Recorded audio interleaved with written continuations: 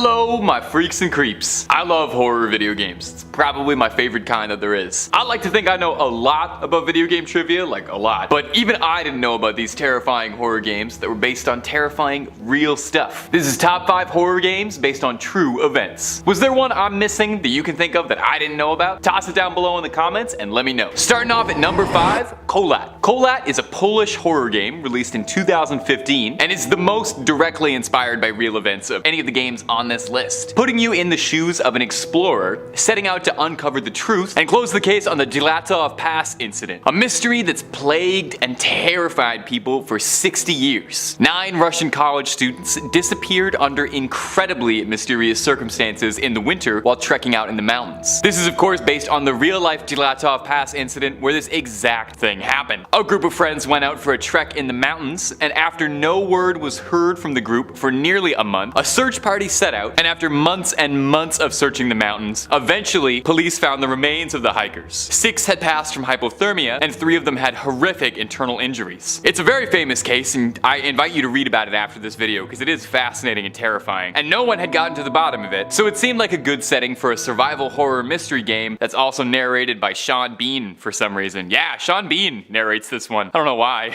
but because he's the narrator, he can't die, so he's got that going for him. While the most common hypothesis is that the group suffered under an avalanche, the game offers a much more complex narrative than that, featuring a bit of government conspiracy, supernatural dealings, and all the usual checklist stuff you'd expect from an indie Steam horror game. I've never actually played it, so I can't comment on it too much. I did watch the trailer, looks pretty cool, but I like to throw in one indie game in these lists that nobody's ever heard of. Check Kholat out, go give it a shot. And if you're enjoying all the content we're putting out, first of all, thank you very much, but might I suggest subscribing or clicking through for loads more horror content? We got loads of videos and we love the clicks. Let's keep going. Number 4, Outlast. Nothing is scarier than being alone in a dark hospital at night, and it's made even worse when all the patients are deranged and violent from years of government-sanctioned brainwashing. That's Outlast. If you haven't played Outlast, you play as an intrepid journalist who goes off to investigate an asylum after an anonymous whistleblower sends you a tip to go check it all out because something freaky is happening up there. So you do, and in classic horror video game guy fashion, you only bring a camera with you and nothing else, and don't even tell anyone you're going. You barely even bring batteries. You discover that the asylum has gone downhill, to say the least, and the inmates are running the asylum and are all too far gone to even know what's happening anymore, and are all violently hostile to outsiders. We learn as we venture through the halls that all the inmates have been experimented on by a cruel corporation trying to research the usual super soldier stuff, using all sorts of immoral research to try and activate extrasensory powers on people. Now, of course, Outlast does get pretty fantastical and horrifying, and I don't want to spoil too much, but eventually you are like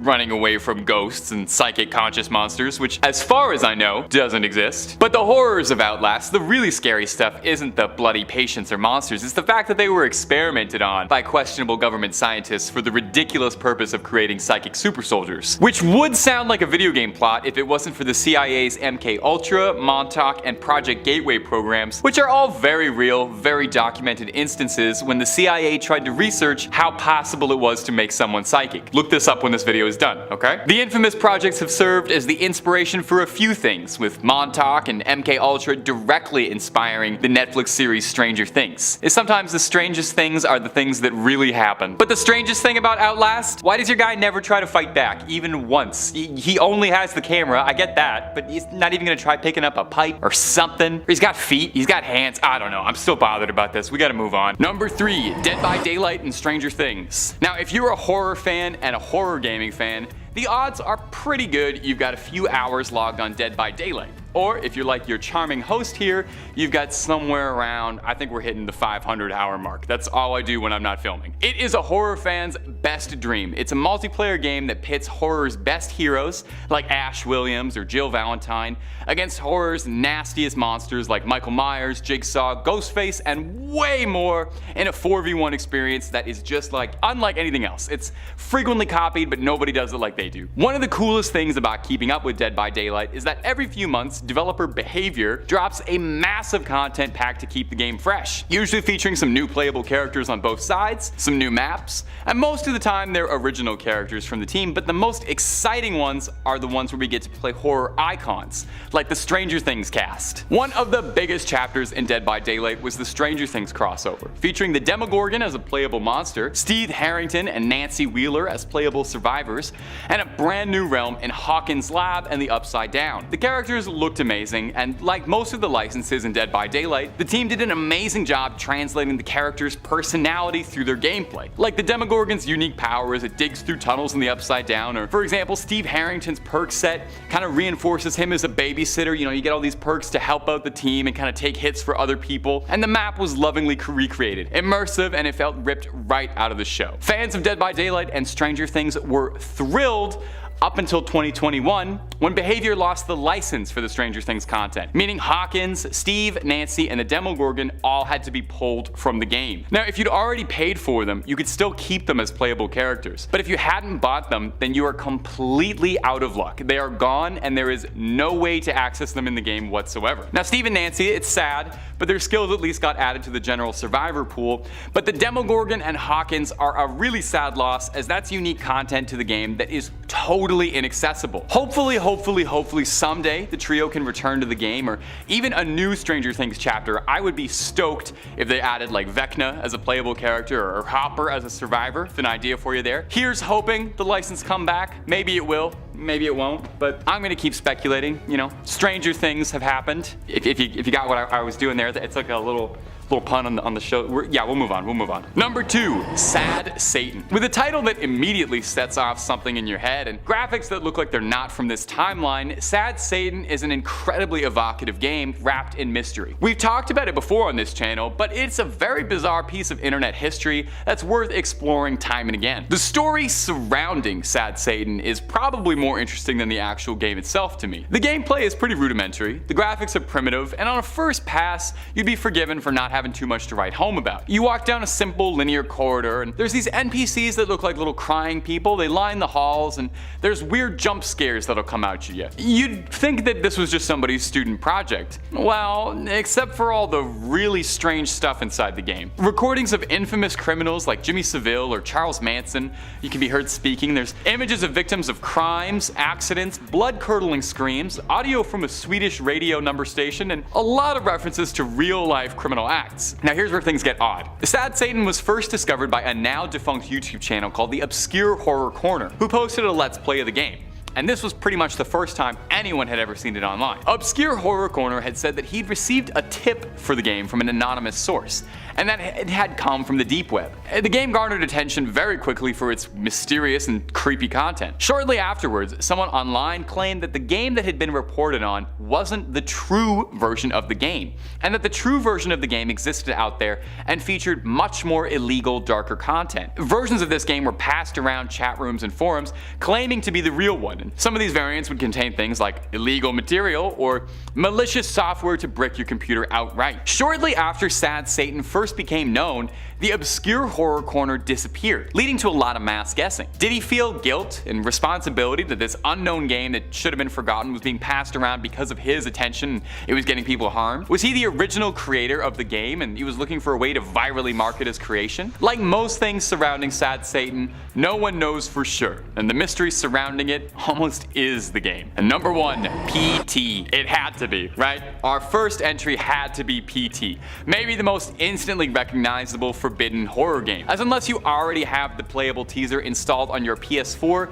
there is no way to play the game, which is a tragedy of the highest order, since what little we were given of PT is a near masterpiece. Please forgive me, I am about to wax very poetic and very nerdy for something I am way too passionate about. Everyone and their baby knows PT was a proof of concept demo for a revival of the Silent Hill franchise, being helmed by Metal Gear Solid's visionary and all-around weird creator Hideo Kojima, alongside the immensely talented lover of the macabre, Guillermo del Toro, as well starring Norman Reedus as the protagonist. For horror fans, this was like the ultimate gift and then some. Silent Hill had been on ice for years, and everyone was curious about what Kojima was going to be doing now that Metal Gear Solid had been retired. Kojima had openly talked about wanting to do a horror project, and in the middle of 2015, 2018, a mysterious game appeared for free on the PlayStation Store dubbed PT from a development studio no one had ever heard of. The game was short and incredibly simple and is relentlessly terrifying. To date, it's probably one of the single scariest digital experiences I've ever played. You're trapped in a hallway of a suburban house, trying desperately to escape, and you're being pursued by the ghost of an extremely upset woman hunting you who may be your dead wife. It's classic Silent Hill stuff. Each time you get to the end of the hallway, you find yourself back at the start, only each loop changes more and more, getting more horrifying and outwardly disturbing. The atmosphere of this game is like a mile thick. They did so much with so little. Now, that same year, after PT had been announced and won everybody over, and before the release of Metal Gear 5, it came out that Kojima had been let go from Konami, the owners of Silent Hill and Metal Gear. After Kojima's firing, the project was scrapped altogether, and the game was pulled from digital marketplaces and pretty much scrubbed from the internet. So if you didn't get a chance to play PT, the best you can do is look up a YouTube Let's Play of it and hold up a controller and pretend. Now, while we'll never get to play this Kojima Del Toro Ritas collaboration, Death Stranding released in 2019, and it is just chock full of Guillermo Del Toro, Norman Reedus, fetuses, bizarre horror, monster energy, peeing, walking whales, and lots of walking around hills to beautiful Icelandic indie music. And if any of those things sound appealing to you, you should definitely play it, because Death Stranding was great and everybody slept on it. And this year, Silent Hill is coming back, and while Kojima's not directing, the games we're getting do look amazing, from the remake of Silent Hill 2 to the all-new Silent Hill F. It has never been a better time to be a fan of either of those creators. Number 5. Resident Evil 3.5. When Resident Evil 4 came out in 2005, it seemed like space-age technology. The game didn't look like anything else. Its unique third-person camera and focus on tight gunplay made it feel unique, tense, like the action was up close and personal. Since then, pretty much every big budget action game owes a little something to Resident Evil 4. If we didn't have Leon S. Kennedy spin-kicking farmers in rural Spain, we wouldn't have The Last of Us, Dead Space, Uncharted, God of War, Bioshock. All of these games, developers have openly admitted, were influenced and inspired by RE4's wild leaps in game design. So it's fascinating to think that a slightly different timeline could have played out if we had something different. The first ever gameplay demo for Resident Evil 4, referred to as Resident Evil 3.5 or Hallucination or the Hookman demo, is a small little peer into a world where Resident Evil 4 stuck to the same style of gameplay as the original game, with a fixed camera perspective and a stronger focus on horror in ways the series hadn't ever seen before. And there were no zombies or mutant crocodiles or any of the usual flesh monsters this time around. Instead, we saw series mainstay Leon going against what looked like ghosts and the supernatural, cursed dolls, and, if the demo's to be believed, his own mind. In this build of the game, Leon is infected with a virus that causes him to hallucinate, manifesting in you fighting enemies that weren't even there. It's a really cool idea, and one that wouldn't show up again until Resident Evil Village, all the way in 2022, nearly 20 years after the demo was first shown off in 2003. Now, unfortunately for Resident Evil diehards like yours truly, this E3 demo is all we ever got of the Hallucination or Hookman build. No playable version has ever come out, nor are we even really aware if it ever truly did exist, or if all of this was more of a mock-up proof of concept. Now, in the end, we got the right game. Resident Evil 4 was a once-in-a-lifetime magnum opus of game design. It's probably my favorite game of all time. I think I've played it more than I've had hot dinners, and I'm glad it's the one we got. But it's fun to think about what could have been. In the 2 years between this footage and the final release of the game was unrecognizable, changing literally everything except the protagonist and his amazing leather jacket and haircut, leaving us only able to speculate what would have been like if we got this one instead. Would we have seen a golden era of haunted baby games? And if you're looking for more top scary content, hey, may I recommend Top 5 Scary? We've got horror games, horror movies, monsters, ghosts, goblins, UFOs, pretty much everything scary under the sun, and even above it too. So click through and I am certain you'll find something worth screaming at. Number 4, Rule of Rose. Now this one is a tiny bit of a cheat, since of all the games on this list, this one is probably the most you can actually play. But it's a more unknown horror game, so I wanted to stick it in there because who knows the next time I'll be able to talk about it. Rule of Rose was a PS2 game developed by Punchline Studios, a very small Japanese game studio whose only other video game developed was a very cute game named Tulip about being a mailman. Nobody's ever heard of it, it's adorable. The Game Grumps played it if you want to check it out. Well, aside from that, their other game was Rule of Rose, a game about being tortured and trapped in an esoteric fairy tale world run by young girls who have developed classism. So they have consistent themes. It takes some big cues from Lord of the Flies, telling a society of English youth in ruins. The plot is, it's hard to summarize, and there's no way I'd be able to do it justice in 2 minutes, so let's just say it's very esoteric, it's open to interpretation, takes a lot of cue from fairy tales, and it's scary in a way a lot of scary games aren't. The team's goal was to create a new type of horror game, citing the Brothers Grimm and their fairy tales and Silent Hill as their main inspiration for horror. Now, Rule of Rose is an interesting case for why it's forbidden, because a lot of the controversy surrounding this game wasn't actually in the game, but rather stemmed from rumor and panic over this alleged content. You know, early reporters had wrote that the game featured inappropriate eroticism, obscene brutality, despite the fact that none of these things actually happen in the game. The game was a victim of its own perceived reputation, and it was banned across Europe from being sold. It was cancelled outright in the United Kingdom, France, Australia, New Zealand, and a few other little countries here and there. Justice Minister of the European Union, Franco Frattini, he spoke out about this incident, saying he was disappointed he wasn't consulted before it was outright banned. And he used the game as an example as to why government officials need to meet and discuss with gaming industry representatives to ensure they're not censoring content and maintaining freedom of expression, citing that he felt most officials who spoke so fiercely about Rule of Rose had not actually seen any of the game's alleged content, but was basing it off of promotional media or rumor. That's oddly fitting, I think, that the people making rules about it didn't even bother reading anything about it, just banning it outright. No, they're just like gamers getting mad at stuff they haven't played. Now, you're not outright forbidden from playing Rule of Rose, but good luck getting a copy. It's not available on any digital marketplaces, and physical copies for the original release tend to start at around $200. So if you're curious about it, you can always open up another tab on YouTube and try and watch a Let's Play. Much cheaper. Coming in at number 3, Lair. Lair was a fantasy RPG game created in 2007. The game seems to have been cursed since development, with the game's release being anything but easy. It was created by the studio Factor 5. They're no longer in business. The release of this game ruined its relationship with Sony, and they never recovered. The game cost the studio around $25 million and took around 3 years to create. This includes a year of delays due to issues inside of the company. During development, Sony launched their new 6-axis PS3 controller with built-in motion capabilities. Although the Factor 5 team saw this was going to be a flop, Sony insisted. They built this into the game. This was the first major setback. During development, members of the team began getting sick. Some of them passed away. There were also members of the team who had family members suffering from horrible illnesses. This is what started the rumors of a curse attaching itself to anyone who involved themselves in the project. This is not where the curse stopped though. In terms of the game, the biggest hurdle came when it came to transferring the data of the game onto a server. The servers crashed due to a power outage and large sections of the game were lost. The team were devastated. They had already been working on this for years. They had lost a lot of work and time. Members of the team had been let go due to budget cuts, and they now had to start rebuilding the game. There were times when the release of Lair looked like it was never going to happen. After launch, there was a lot of bugs in the game. Although it was received well, you could see the troubled development throughout the various issues. After all this, the team had their final blow when the company had to close 2 years after the game was released. There aren't any reports of users being cursed by the game, just the team behind it, so you might be safe as long as you're not planning to create a sequel or mod the game in any way. Coming in at number 2, we have Polybius. Polybius was an arcade game created in 1981. There were only a few machines created, and they were all places in arcades in Portland, Oregon. The game was a simple shooter similar to Space Invaders, with the player having to shoot the shapes in the center of the screen before they reach them. The game quickly gained the reputation of being very addictive. The few machines in existence had lines forming behind them and players arguing over who would have the next go.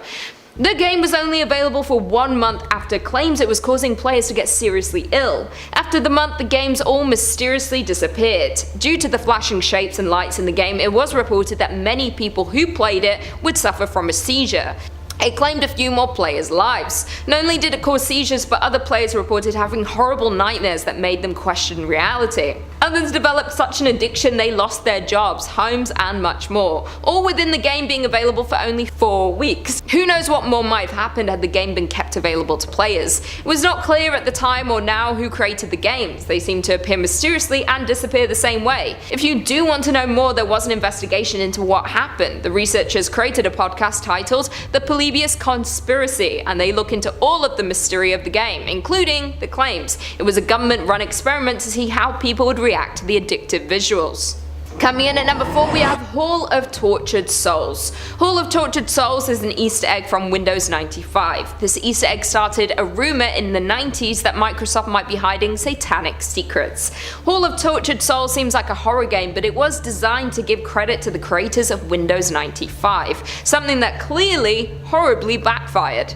To see the game for yourself, you would have to somehow launch Microsoft Excel 95, open a blank Excel worksheet, and go down to the 95th row. Select the entire row, then tap and hold Ctrl, Alt, and Shift. After this, the game will appear. The game has a simple visual look to it, much like the games of the 90s. When the game has launched, the title Hall of Tortured Souls will appear. You can walk in any direction. You will see different hallways for you to walk down. You can also walk through the walls. There are some obstacles and puzzles within the game with names of creators flashing on screen periodically. In the final room, there is a photo of the creators on a large box screen. No one ever explained why this was created. No one from Microsoft came forward to officially speak about the game.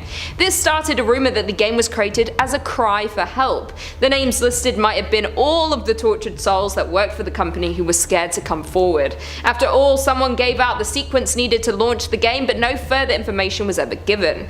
The game is creepy to look at now, with even the pictures of the employees looking inverted and strange to look at.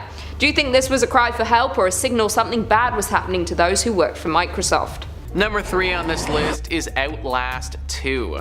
There are a lot of things about this game which make it one to avoid. What Culture says, despite the introduction of the R18+ rating in Australia in 2013, that still wasn't enough for first-person horror sequel Outlast 2 to be granted a release, at least at first, with the ACB taking massive umbrage with the game's implied sexual violence. Outlast 2 is certainly full of grotesque and, at times, envelope-pushing imagery, though given that no other major gaming market in the world followed Australia's lead, eyebrows were immediately raised by fans and, indeed, developers Red Barrels themselves. Hilariously, it turned out that Red Barrels had accidentally sent the ACB footage from the alpha version of the game, which contained especially transgressive content which the developer had already decided not to include in the final game. In a happy ending, the ban was overturned a mere 2 days later when Red Barrel sent in amended footage of the final build, which was granted a release under the R18+ banner. Regardless of whether the game eventually got released or not, it still is one of the most grotesque ones out there. It also has to make you wonder, what was in that first version that didn't ever get put out? What could have possibly made that so bad that the own creator didn't even want it in their own game? We may never really know, which in this case, probably for the best. Number 2 on this list is Manhunt 2. As if the original Manhunt wasn't bad enough, they decided to make a sequel to it. What Culture says, Rockstar Games is no stranger to courting controversy, and after the original murder simulator, Manhunt, was deemed injurious to the public good by New Zealand authorities while being incorrectly blamed for a high-profile UK murder, the publisher only doubled down on the transgressiveness for the sequel. Less than a month before Manhunt 2's planned release, it was refused classification by both British and Irish rating boards,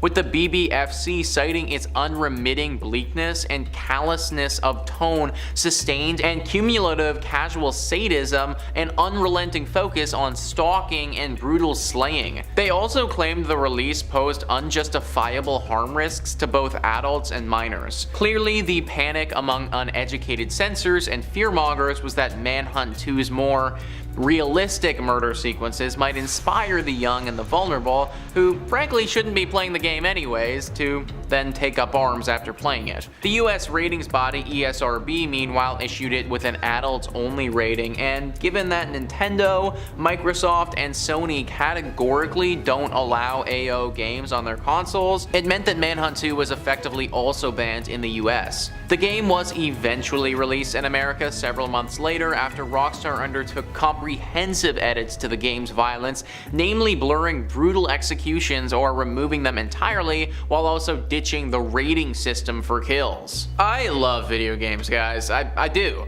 And I love a good shoot 'em up game as well, like they're a lot of fun. But do we really need to have a murder simulator game? Like, is that actually something that we need in the world? The fun part about shoot 'em up games is the whole competition of trying not to get killed, trying to avoid dying and completing the objective. The fun part isn't the actual murder itself. And a game like this, that's basically what they're promoting. I think Rockstar makes some incredible games. The GTA franchise is amazing and Red Dead Redemption 2 was incredible, but I think that they missed the mark on this one. And finally, number 1 on this list is Hatred. I had never heard of this game before making this video, and honestly, I could have gone my whole life without knowing it existed. Gamers Decide says, Hatred is a game in which you play as the antagonist. The game features the antagonist going on a murdering crusade with only one goal in mind: to kill as many people as he can. Obviously, this did not go over so well with a lot of people. Hatred was banned in Germany for being too gruesome. This is to be expected since Germany doesn't really approve of these kinds of games, especially when the only goal of the game was to spread hate and murder as much as you can. However, interestingly enough, it was even banned from Steam for a short period after it was released, and it's still one of the games that are not allowed to be streamed on Twitch. Literally, guys, you still can't even stream this game. That's how bad it is. I mean, it's basically just a mass murder simulator, which in all honesty, I wouldn't even want to play. In fact, I don't even know why this game was made in the first place. Like, in what way could playing a game like this possibly be fun? You would have a hard time even finding a way to play it now, but I highly recommend just avoiding it altogether. Number 5 on this list is Silent Hill Homecoming. Silent Hill Homecoming was initially not allowed to be released in a few countries and had to make a censored version because it was just too gruesome. What Culture says, the Silent Hill franchise has consistently offered up some of the most memorably unsettling imagery in the entire history of horror video games, and this reached a fever pitch with the release of 2008's Silent Hill Homecoming. When the game was being certified, Australia's Office of Film and Literature Classification objected to a horrific scene in which protagonist Alex and cultist Margaret Holloway wrestle over an electric drill, ending with either Holloway's face being drilled into a bloody mess or Alex getting drilled in the eye. Either way, not fun. The OFLC called this and several other mutilation sequences in the game high impact, enough to refuse it a classification, effectively banning Homecoming from being sold in the country. Much the same approach was also taken in Germany. The game was eventually granted a release in both countries. However, once Konami created a censored version several months later, in which these scenes were edited with new camera angles, which concealed much of the explicit violence. Granted, many impatient fans had imported the bloodier original version from abroad by that point, resulting in the German authorities eventually seizing a shipment of uncensored copies in November 2010. So yeah guys, this game was basically listed as too graphic and scary to be shown in some countries. Germany and Australia typically pull the plug on games sooner than other countries for gore and violence, but still, that one scene that's described there sounds pretty bad. Literally, however you spin it, somebody is taking a drill to the face. Comment down below if any of you have ever played this game before and what it was actually like. Do you think that it deserved to remain illegal? Number 4 on this list is F.E.A.R 2 Project Origin. Australia has once again stepped in and shut this video game down. What Culture says Australia's OFLC banned horror FPS F.E.A.R 2 Project Origin from sale in the country due to its extensive violence and unforgiving tone. Their statement cited numerous examples of the player's ability to inflict dismemberments, slit throats in close up, and spray blood across the screen, while expressing how disturbed they were by the game's enhanced graphics and realistic behavior of human and mutant foes. What exactly defines a realistic mutant? I don't know. Released years before Australia finally instituted the R18+ certificate, F.E.A.R 2 was refused classification as an MA15+, leading to its de facto banning. Many commentators pointed out the OFLC's bizarre hypocrisy towards horror-themed games though, given that more action-centric violent games like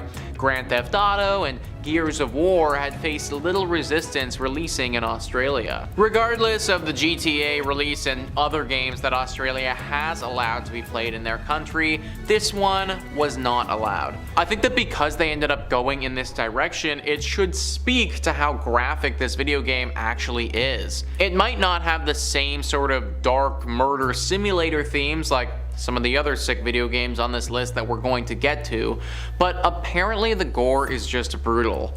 I've never played any of these video games before, so if you're someone who has, then similarly to the last one, please comment down below your thoughts, and if you think it should have been banned everywhere, let me know. Corpse Party is a cult classic horror game that was created by Team Gris, but has since been handed off to Grindhouse's studio. So, question, by the way, what defines a good horror game for you? Because in my opinion, a truly good horror game is one where you can't really fight back at all. You have no weapons or tools to defend yourself, and you just really have to use your wits and puzzle solving skills to get out alive. And Corpse Party was a great example of that. So in this game, you switch control between several students of a Japanese school as you progress throughout the game. In the opening cutscene, Satoshi, Ayumi, Shinozaki, Saiko, Mayu, and Naomi are telling scary stories to each other during a thunderstorm in a classroom at their school. Ayumi, who is the horror enthusiast in the group, tells everybody else of a mysterious charm called Sachiko Ever After, which if done right, will grant their friend group everlasting happiness. They perform the charm, which includes taking a little paper statuette and holding onto it as a group, and after saying, "Please grant me this wish, Sachiko," in your mind, they all tear it together and keep the peace they have. Well, without warning, they are suddenly transported to a hellish, dilapidated school building where they can find no exit. It's the ruins of Heavenly Host Academy, a school building that was torn down after a great tragedy, and the modern-day new academy had since been built on top of it. With nowhere to run and dangers everywhere, Satoshi and his friends must find a way out of this horrific vacuum in the spirit world before they're all picked off one by one. The game also features multiple endings, with one true end that is canon and multiple bad ends that can be achieved by failing a task, dying prematurely, or just making the wrong decision. This game punishes the unaware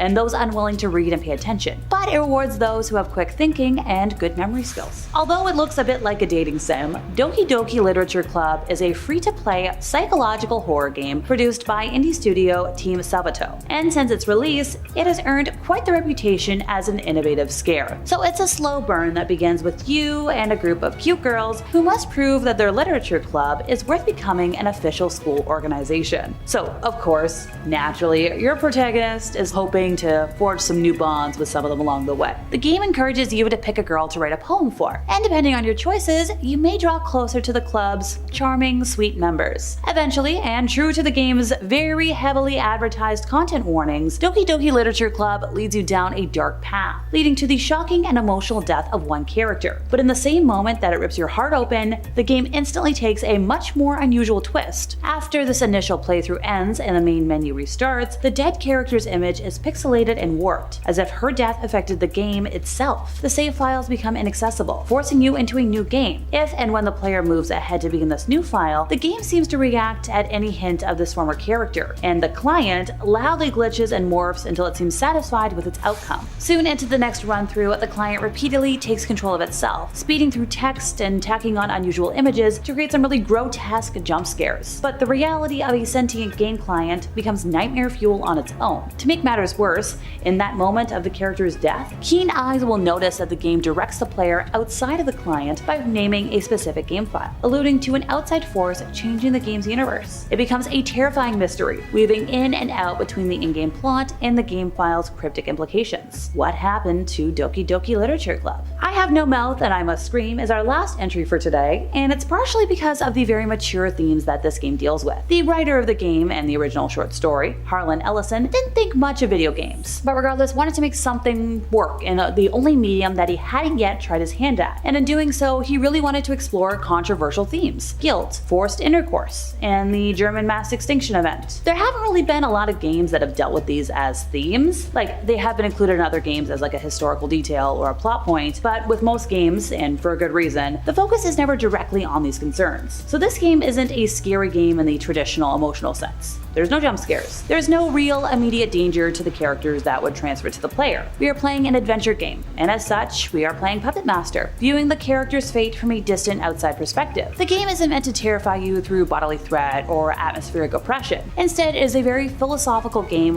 holding up a mirror to our humanity. There are no single instances of fear, but the work as a whole is supposed to frighten the players as it unravels any facade of goodness, righteousness, or fairness in its world. It won't let you win. The best that you can hope for is to win maybe nobly. You can do everything right, redeem everyone, and forgive and show compassion to your tormentor. You can achieve clarity and transcend your baser functions, but ultimately, you're still gonna lose. The Song of Saya was the first game I thought of when the powers that be passed along the ideas for today, and buckle up folks, it's a doozy. In terms of narrative technique, the way the game worked with the unreliable narrator is fascinating. A very Marquis de Sade use of grotesque coitus as a theme. Very sublime. There's just so many elements about this masterpiece that really deserve a moment in the sun. Because yeah, this is a genuine bona fide masterpiece, worthy of a lot of discussion. Also known as Saya no Uta, is a visual novel that was originally released back in 2009, authored by Urobuchi Gen, so the same creator behind Madoka Magica, Psycho Pass, and Fate/Zero. The game is everything you might expect from its creator. It is a brutally dark and unrelenting vision, carefully tailored to make you feel uneasy and uncomfortable at every single turn. The song follows the story of Fuminori, a college student who suffers major trauma in a car accident that took out both his parents. He is only saved by a highly experimental medical procedure that kind of messes with the wires in his brain completely. So now, Fuminori sees the entire world as a mass of rotten, rancid flesh, and every person in the world is a flesh monster, something so hideous and terrifying to him that he can no longer abide the world or anybody around him. But Saya is the exception. He sees her as a beautiful, innocent stray. Of course, she's not. She's actually a hideous monster that feeds on the flesh of other people, and they're driven mad at the mere sight of her. But because Fuminori sees Saya in the way that he does, she falls for him, and they enter a passionate relationship, albeit one that revolves around complete codependence on one another. The narrative cuts back and forth between the perspective of Fuminori and those who are around him, giving you a look at both the world and the disgusting, fleshy version that he sees. The cuts between the two are very much used to brilliant effect. It's all very Lovecraftian in nature, and for folks who enjoy some cosmic horror,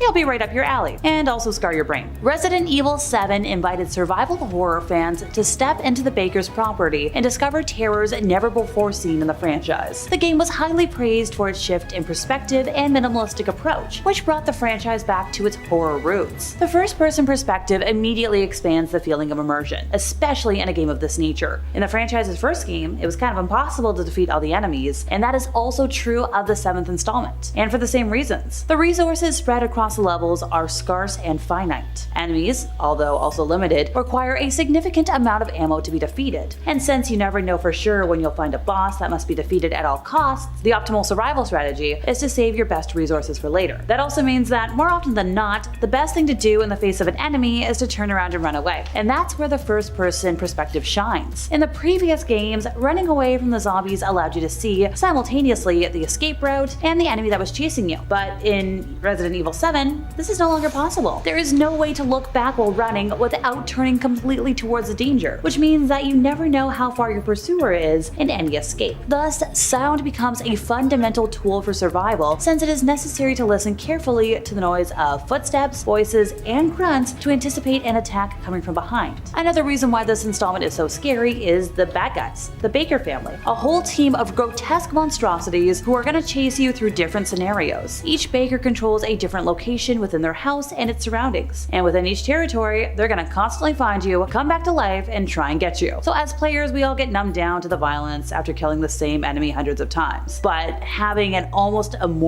threat chasing you through corridors? That'll keep the pressure going. Next up, a cozier game, the bath game. So while washing your hair, you must repeatedly say, "Daruma-san fell down," until you finish. You're going to visualize a woman falling, her head hitting a rusty tap that impales her through the eye, after which, well, she dies. And the next day, it's said that the ghost of Daruma-san will follow. If you try to look directly at her, she's going to disappear, but if you keep glancing behind your right shoulder, you might get a glimpse of the one-eyed ghost. At which point, you can perform a chopping motion with your hand while shouting, "Kita," in order to escape her and win the game, as long as it's done before midnight, that is. We've got a pretty mainstream game next, Hail Mary. Does this game have a much more mainstream one? Sure, but the interweb platform doesn't like the B word, so bear with me. Originally in history, Mary wasn't summoned for the purpose of eye gouging or other macabre reasons, but to show a woman her future. So you're gonna do a candlelit ritual, and if you did it right, you're either gonna get a glimpse of your future husband's face, or you're gonna see a skull. So you're gonna die before marriage. But hey, I think that's still less horrifying and way more depressing than today's version, in my personal opinion. Since I know this is what y'all are waiting for, I will detail the spooky Mary ritual. So for this, you're gonna need a mirror, the classic, candles, preferably black, yellow, purple, or white, and matches or a lighter. All the basic game things. The game starts by turning off all the lights in the house, or at least the room you'll be in. Arrange all but one of your candles around your mirror, or on the sides of the mirror, minus the one that you're gonna be holding, because you gotta make sure you see things. So light all of them, including that one, and once you're calm, close your eyes and begin spinning in a circle while chanting B-L-O-O-D-Y, Mary 13 times. Try and visualize the entity as you chant her name, and after the 13th chant, open your eyes and face the mirror. You're either going to see her form in the mirror or only catch a glimpse of a shadowy figure leaving the mirror before, well, she mauls you. Those who have seen her and survived her encounter have described her as a rotting skeletal figure with nothing more than red-discovered bones, long sharp nails, rotting flesh, clumps of matted red hair. Some say she's eyeless, and other folks say she's wearing the eyes of her past victims. And even more people are like, she's going to drag you into the mirror to live with her forever. Demon doll lovers, this last game is for you. One Man Hide and Go Seek. This is a game that has deep roots in a ritual, specifically necromancy. So in this game you summon a spirit into the body of a doll, who then plays hide and seek with you, which, hey, on the surface seems pretty innocent, but if you're familiar with any creepy doll lore, I'd kinda recommend against it. Now while I'll tell you all how to play this, please don't. Please, please, please. But hey, the information's already out there, so I might as well make sure you're getting the facts, the warnings, and try and save a life. So to play this game, you're gonna need a doll, scissors or something else sharp, red thread, the sewing implement, rice, hair and or nail clippings from yourself, salt water in a cup, a working TV, and be in a bathroom. Now, this ritual needs a lot of work, so take this as a warning. Also, you're gonna have to name the doll. This isn't gonna work if you haven't named her, so give her some sort of name, wasn't your name. So to make my life easier, instead of saying insert name here, I'll name my hypothetical doll Annie. Once you have everything, go into the bathroom and cut the doll open. Remove all the fluff and filling, then restuff it with the rice and the clippings. Sew the doll back up with the red thread, use any remaining thread to tie up the doll.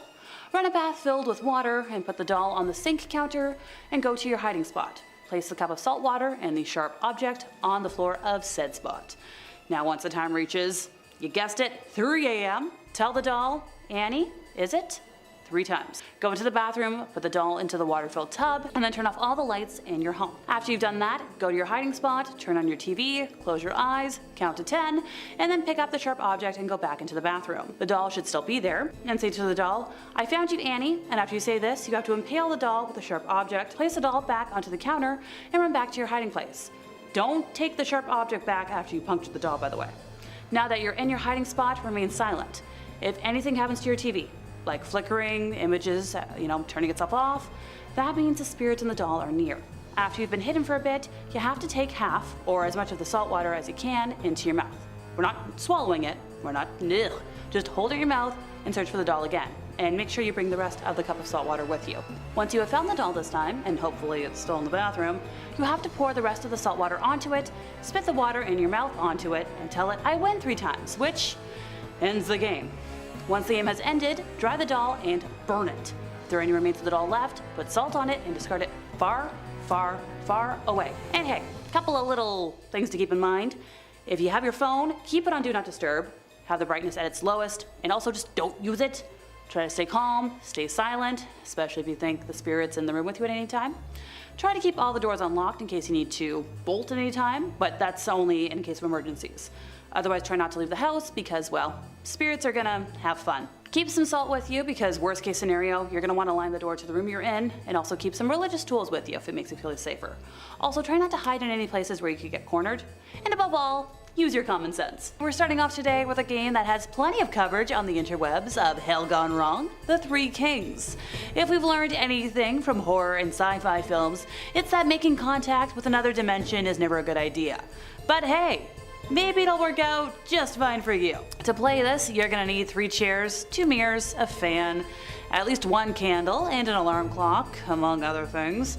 After the extensive prep, at exactly 3:33 in the morning, during the cursed hour of the night, you'll need to sit, holding the candle, looking straight ahead for an hour, during which time you'll apparently access the mysterious shadow side. What is it? Well, you'll just have to perform the ritual to find out. I did find some Reddit retellings from folks who have okayed it and had it go wrong, so let's discuss one in particular. They deviated a little bit from the instructions, which is so stupid, but whatever. So they set up the 3 wooden chairs, borrowed 2 big mirrors, and used their grandfather's watch as their power object. So, it's stupid AM, and they ventured down to a basement alone. It was pitch black down there, and our narrator was shaking like a leaf. Wonder why? They sat down between the mirrors, staring into the darkness, trying not to freak out, because apparently the atmosphere was so intense, our narrator could feel somebody else in the room with them. So they sit there, trying to keep it together, and started seeing movement in the mirrors, even though they weren't moving. It was like something was trying to get their attention, and to the shock and surprise of nobody, our narrator was freaking the heck out. But they kept their cool, tried to focus on not looking directly into the mirrors. But that's when things get weirder. They started hearing murmuring all around, like people talking in hushed tones, and it was so freaky that our poor player was like, okay, I'm losing my mind. And then they asked if they were alone, and they got some creepy responses, being like, someone who knows, yourself. Which it's like, okay, game over. That's when the voices also started saying things that hit way too close to home, stuff about our player's past, deepest fears. It was like they were trying to mess with their head, and well, it worked.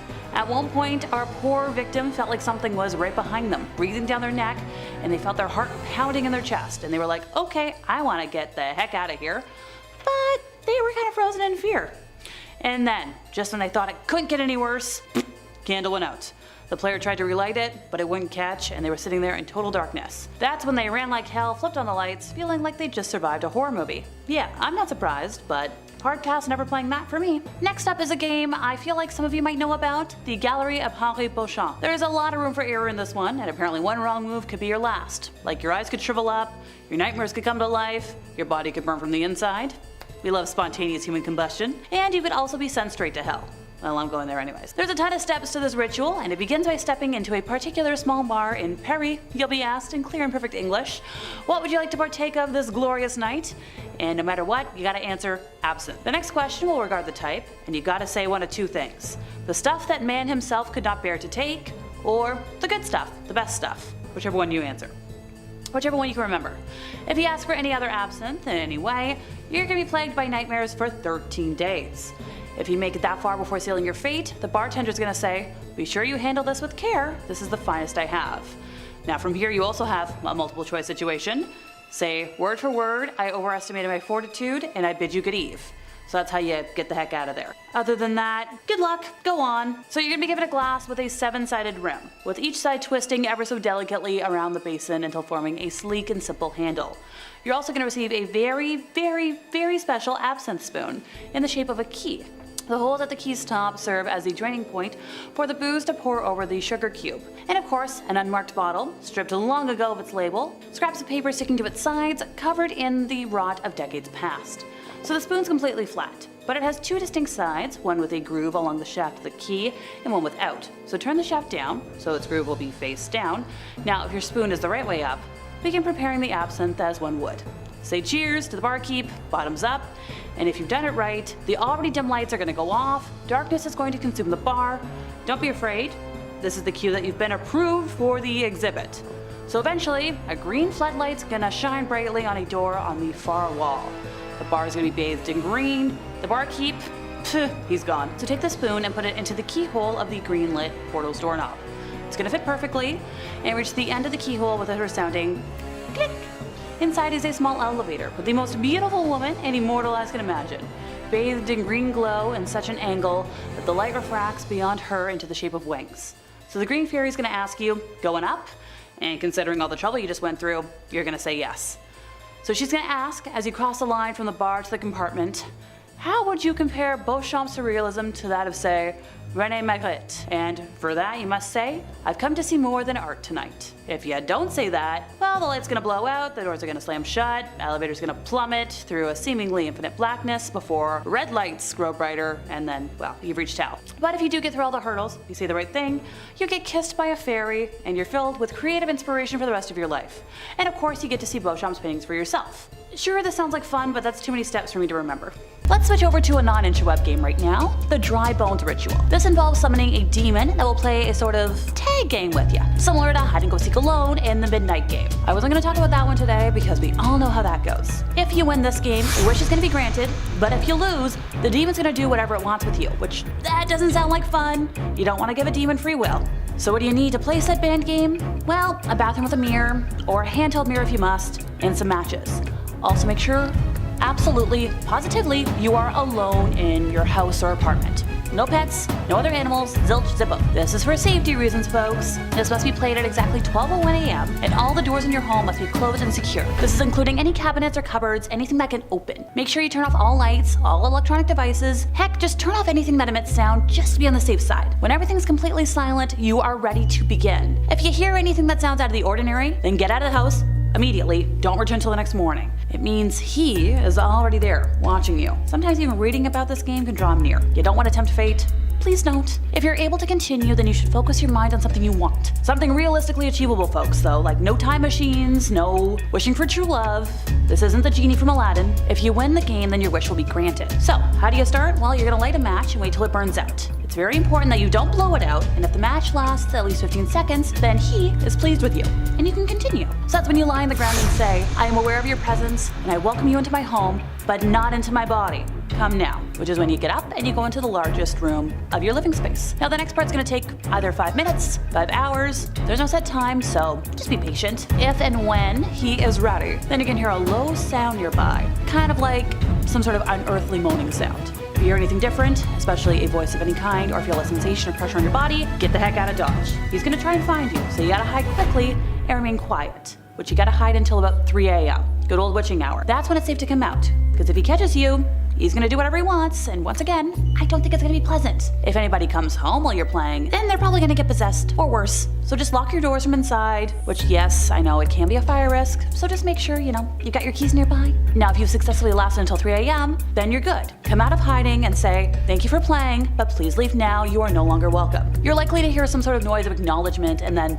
end of the game. If you don't hear a noise, then repeat, he is no longer welcome, the game is over. Sometimes it takes a minute for him to be like, okay, fine, out I go. If you win, then you will get your prize soon after. Some folks say that it was waiting for them like the next morning when they wake up. But one last warning, your wish shouldn't bring any harm to anybody. Please don't make that deal with an unknown entity, because then he might decide like, it's not worthy. Look, at the end of the day, you shouldn't be playing this at all. It is banned, I don't recommend it, but I firmly stand by, like, if you're going to, I would at least like to make sure you're safe and tell you how to do it safely. I don't want anybody getting hurt because of me. Next up, we've got another non-video game, and it's scarily titled Devil Face. So similar to our last game, this is another one that should be played alone, which is why I would personally recommend against it, but if you must, I'll explain safely. All you need for this one is to have a bathroom with a door, a mirror, 12 candles, and something to light the candles with. Alrighty folks, step 1, just before midnight, lock yourself in the bathroom, turn off the lights. Then you're gonna stand in front of the mirror and light the 12 black candles. After that, you close your eyes and keep them closed until the clock strikes midnight. Then you can open your eyes, and that's when you're gonna see the face of the devil in the mirror. But playing this game is said to be far from safe, and once again, please don't do it! In Spain, there's a well-known legend about a young adult who tried to see the face of the devil using this game and suffered horrible consequences. So, one night, this group of friends, they're having a party, and I'm just hanging out, chatting about this, that, everything else. And then one thing led to another, and suddenly, they're telling scary stories. We've all been there. I do it all the time. Even though most of the stories were pretty entertaining, there was one tale that caused some concern for some of the guests at the party. The story was told by a girl named Sophia, who had just recently joined the friend group. She shocked many of the people at the party when she told them she knew how to see the face of the devil. Now, a lot of folks thought she was joking, but they were still like, okay, let's see what you gotta say. She told them that was a game she had played with other friends, and she explained the whole ritual in detail, even going so far as to mention that she knew where you could get the candles if anybody wanted to go out and have some fun. A lot of people dismissed it as a joke, but one boy named David was like, yeah, I'll do it. He was probably just trying to, impress the girls, but as soon as he said he would do it, everybody was like, okay, come on, let's have fun. Some of the girls tried to talk him out of it, while some of the boys went out to buy the black candles and were like, yeah, all right, bet. By nightfall, they had everything they needed to attempt the ritual. So David went into the bathroom and the others set up the black candles in front of the mirror for him. A few minutes before midnight, they filed out, left him alone. He closed the door behind them. They all heard him turn the key in the lock. So everybody's just like waiting outside the door, just like, okay, what's gonna happen? And then they heard the clock strike 12. After the chimes of the clock died out, there was only silence. They heard nothing. They were expecting like a scream or something, but just nothing. So they thought like, okay, bad joke, ha ha ha. They were pretty disappointed, so they banged on the door of the bathroom being like, okay, David, come on out. But once again, they heard nothing. Now some folks began to get worried and they were like, oh crap, what happened to David? Thankfully, there was a crowbar somewhere in the home, so they were prying at the lock and eventually gave way and the door swung open. Granted, what they saw inside was pretty distressing. David was lying on the ground and clutching at his chest, and a strong smell of sulfur was in the air. So somebody called 911, and thankfully the doctors who treated David were like, yeah, this guy suffered a stroke. The entire left side of his body was paralyzed and he was unable to speak. He never recovered from the stroke and never regained his ability to speak. So today, he's still confined to a wheelchair, only able to mumble incoherently. So tell me, after all that, does this sound like a game that anybody still wants to play? Alrighty, back to the video games we go with none other than Harvester. So this is a 1996 point-and-click adventure game known for its violent content, cult following, and examination of violence. Players take on the role of Steve Mason, an 18-year-old man who awakens in a Midwestern town in 1953 with no memory of who he is and a vague sense that he doesn't belong. Over the course of the next week, he is coerced or manipulated into performing a series of seemingly mundane tasks with increasingly violent consequences at the behest of the Order of the Harvest Moon, a cult-like organization which seems to dominate the town and promises to reveal the truth about Steve and his presence in Harvest. Now, this game has been banned in Germany due to high-impact gory violence, and quite possibly the most gruesome scene has been removed from the game in the UK and the Australian release. The scene in question? Oh, just a depiction of a mother being consumed by her own offspring. As you do. That's pretty casual, right? Yeah, not for me. Okie dokie, after all the people eating I've mentioned today, I think I'll end our list with something not so gory if you don't mind.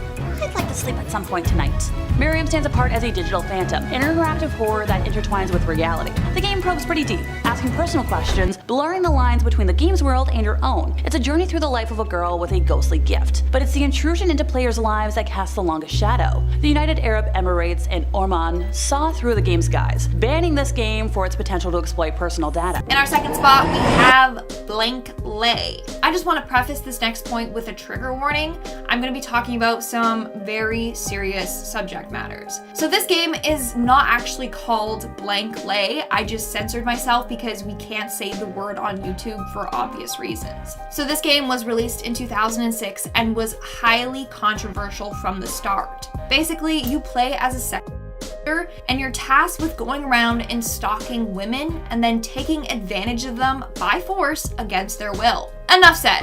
It's highly disturbing.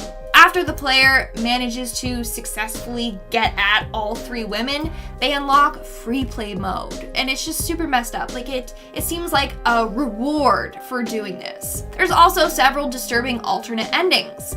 One of the endings, you impregnate one of the girls, and then you get killed days later by falling onto the train tracks and getting hit by a train. Or the second ending is, if you use a certain sexual position on one of the girls, she will end up breaking free and stabbing you to death. As a result of this very graphic and disturbing subject matter, this game was banned in multiple countries. It's also illegal to sell this game in Argentina, Indonesia, and New Zealand. Starting off this countdown, we have Phantasmagoria. Phantasmagoria is a point-and-click adventure horror game that was released in 1995 by F.E.A.R. Online. The game follows the story of a woman named Adrienne Delaney.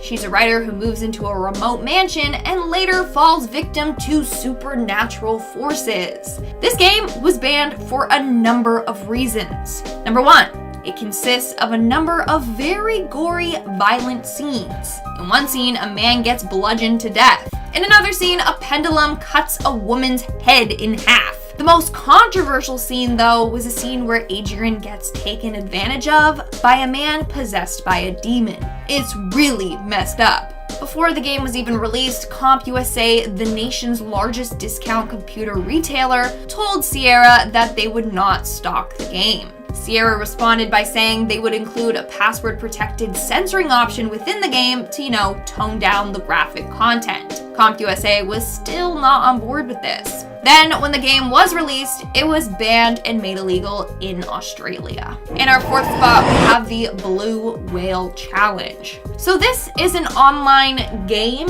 that kind of reminds me of the movie Nerve. Now, I say game with quotes because this should not be considered a game at all. Basically, it consists of a bunch of players doing real-life challenges. They have to record themselves completing these challenges in order to get a step closer to winning the game. Now, it starts off small, so you think it's all good and dandy, like maybe you'll get dared to watch a scary movie by yourself, or smoke marijuana, or sneak out your house in the middle of the night. But as you progress through the game, the dares intensify. You'll be asked to harm yourself. One of the tasks is to carve a picture of a blue whale into your arm with a knife. The final challenge is the most deadly. It asks the players to take their own lives.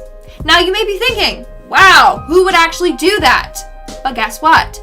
Worldwide, this game has influenced 200 players to kill themselves. The game is called Blue Whale because it goes with the concept of blue whales beaching themselves deliberately in order to die. The game is crazy, and obviously as a result of its risk, it's illegal to play in multiple countries such as Russia and India, where the death toll from this game was super high. In our third spot, we have Left 4 Dead. This game was talked about a lot in the comment sections of the past parts of this video, so I decided to include it on the list for you all. This is a first-person zombie survival shooter game. The game takes place in Pennsylvania. There's an outbreak of a virus known as the green flu. It's highly contagious and turns people into these wild zombie-like creatures. You and the other survivors then have to reach the safe house while killing a bunch of these zombie creatures along the way. Now you have a choice to use a number of different weapons to do the deed. On top of that, the more risks you take while playing, the more points you'll get, meaning you're penalized if you stall for too long or if you take a safe route. Players that take the riskier paths and act fast will be rewarded. And of course, since you're killing zombies, there's gonna be gore and violence, which is why it got banned in Australia. In fact, the game is filled with blood spray and splatter, decapitations, and limb dismemberments. You can also cause people's intestines to spill out of their wounds. How great. The game was also banned in Germany for the same reasons. I believe you now can play the game in Australia, but that's because they heavily censored it. Like, they took out all the dismemberment parts and turned the blood color to green. In our second spot, we have Postal. A lot of you wanted me to put this game on my next list, so here it is. The Postal series is said to be one of the most controversial video game franchises in the history of gaming. I mean, it must be pretty bad to gain a title like that. Now, the one I want to talk about today is Postal 2. The second game in the series is the one that received the most backlash. So this is a 2003 first-person shooter game developed by Running with Scissors. I mean, the fact that that's the company's name, I mean, it says a lot. Anyways, the game follows the life of the Postal dude. He is in charge of doing a number of mundane tasks throughout the game's week, like you gotta get milk or eggs or confess sins. You as the player can pick how he reacts to different situations. You can either be passive or super violent. If you choose the more violent option, you can do things like dismember random people or light them on fire. And at one point you're given the task to get treatment for gonorrhea after the dude discovers he's got an infection. But that task is only activated though when you choose him to urinate. Yeah, that's an option as well. Anyways, it's pretty weird to say the least. In the game, the Postal dude gets mugged and attacked. He also encounters a cult, butcher shop workers that like to feast on human flesh, and you also encounter terrorists. The violence and gore present in this game upset many, and is why it got banned in multiple countries. So in 2004, New Zealand banned Postal 2 for, I quote, gross abhorrent content, urination, high-impact violence, graphic vomiting, animal cruelty, homophobia, racial, ethnic stereotypes, etc. In fact, New Zealand went as far as to fining and arresting people who owned the game.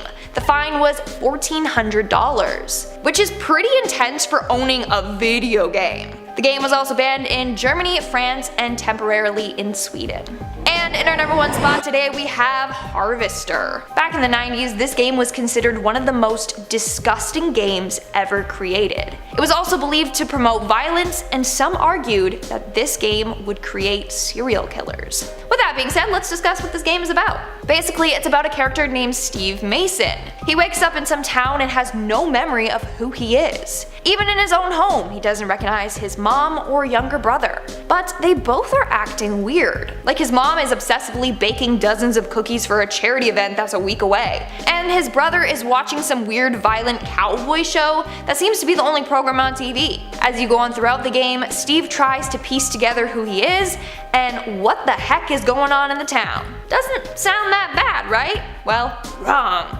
There are some severely messed up scenes in this game.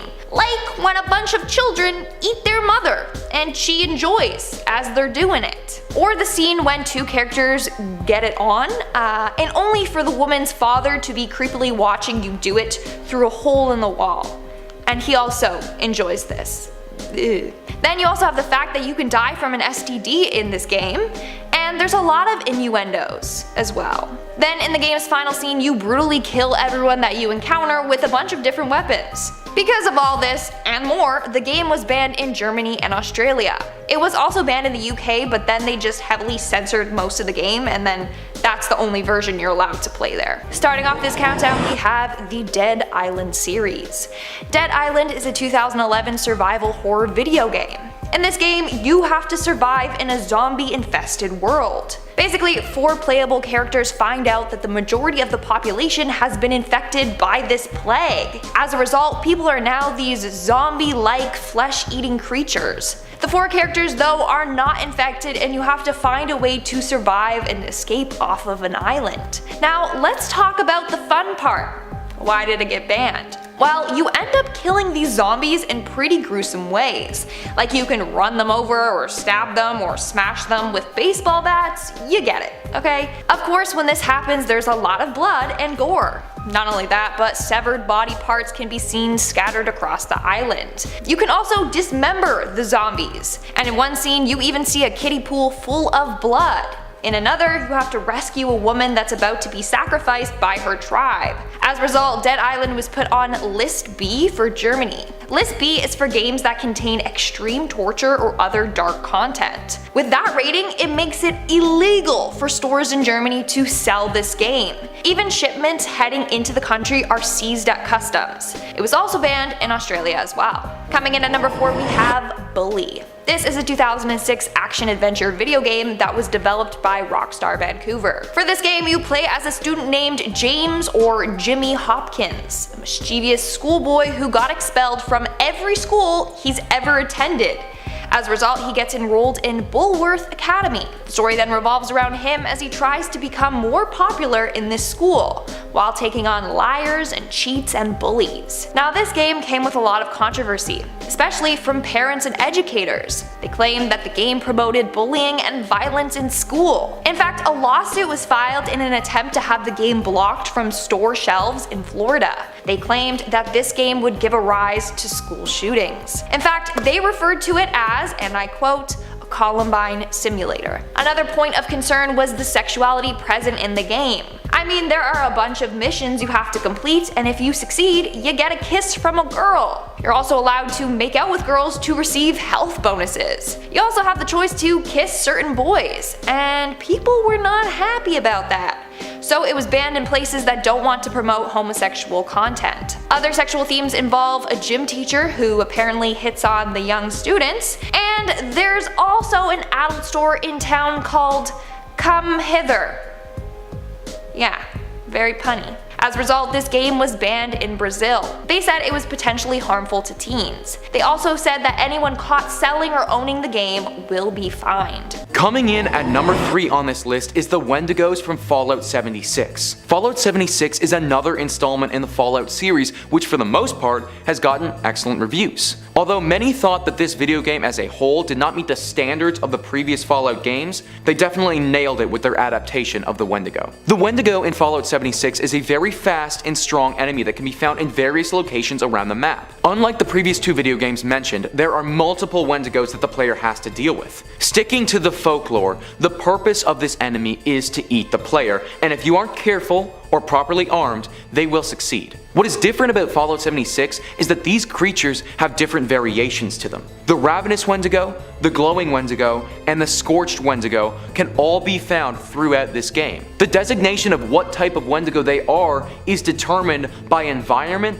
or where the player is in the game. The image of the Wendigo changes slightly depending on what type of subspecies it falls under. However, they all have some general characteristics. They kind of look like a bigger and stronger Golem from Lord of the Rings. The difference here is that rather than want to have the one ring of power, they just want to kill you and eat your flesh. Especially the ravenous ones. I mean, it's literally in their name. They are ravenous, so I can only assume that these Wendigos are pretty hungry. Coming in at number 2 is Seeking Evil the Wendigo. Seeking Evil the Wendigo is a PC game that came out in 2017 that is very similar to the likes of Slenderman. Deep in the dark forests of North America, your character wakes up in the night left stranded for dead. As if waking up disoriented in the woods wasn't enough, well, these aren't ordinary North American forests. This is the hunting ground of the Wendigo. The main mission in this game is to survive the likes of this demonic super predator.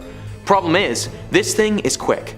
It's really quick. Quicker than your character. Like every video game, as you progress, it gets harder and harder, meaning the Wendigo gets tougher to avoid. This video game isn't like the other video games. You can't just brute force your way through it. To get rid of the curse of the Wendigo, you have to find and light totem poles that are scattered throughout the forest. Every time you light a totem pole though, this creature from hell gets faster, stronger, and more importantly, hungrier. It's said that this game requires a lot of thinking instead of the initial run from point A to point B strategy, which is a bit of a problem for me because if I'm getting chased by one of these legendary blood fiends, I'd probably be running for my life. Number 1 on this list is the Wendigos from Until Dawn. Until Dawn is a critically acclaimed PlayStation 4 video game released in 2015. What makes this game so unique is that the player can control 8 different characters. The game utilizes a butterfly effect technique where the player may make a decision as one of the characters that can then affect all of the other characters and alter the entire story. This video game often appears on other lists of the scariest video games of all time, and for good reason. The 8 players are trapped on Blackwood Mountain and they have to survive an onslaught of Wendigos. Rather than have one demonic Wendigo, this video game goes in the direction of having multiple enemies. These Wendigos also stray from the classic image of a moose humanoid-esque creature and are humans that have just mutated into cannibalistic demons due to being possessed by the Wendigo spirit.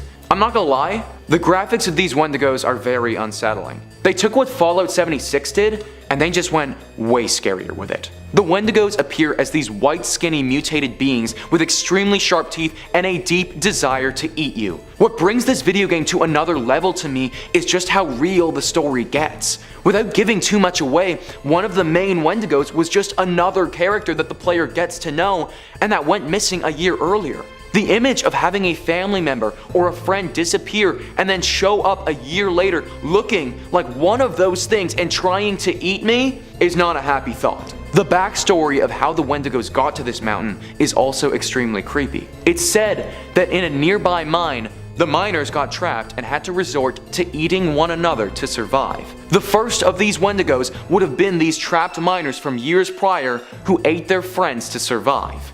Yeah. It gets pretty dark, guys.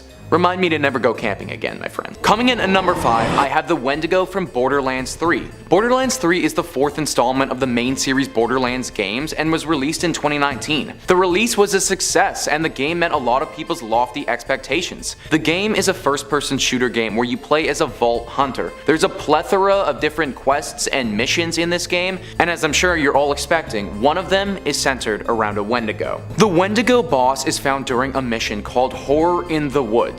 Yeah, Horror in the Woods, guys. It's safe to say the makers of this game know that this creature is freaking scary. You find this Wendigo in a deep, creepy looking cave. The Wendigo in this game is fast and extremely talented at climbing because oftentimes it will scale the walls of the cave on all fours. It has classic antlers jutting from its head and will often charge at the player. What's different than other adaptations of the Wendigo though, is that this thing can literally spit fire. As if scaling walls and being super fast and strong wasn't enough, the game makers decided to give this Wendigo the ability to breathe fire at you. That, on top of the fact that it's extremely hard to kill, has a skull for a face, and what looks to be muscle tendons for its body, is what puts it on this list. I have it down here at number 5 though, because the graphics of Borderlands 3 aren't particularly scary, but it definitely deserves a nod. At number 4, we have the Wendigo from the video game Outriders. This is a third-person video game released earlier this year on most platforms. The premise of this game is that climate change has gotten to a place of no return, and the people of Earth have decided that they need to find another planet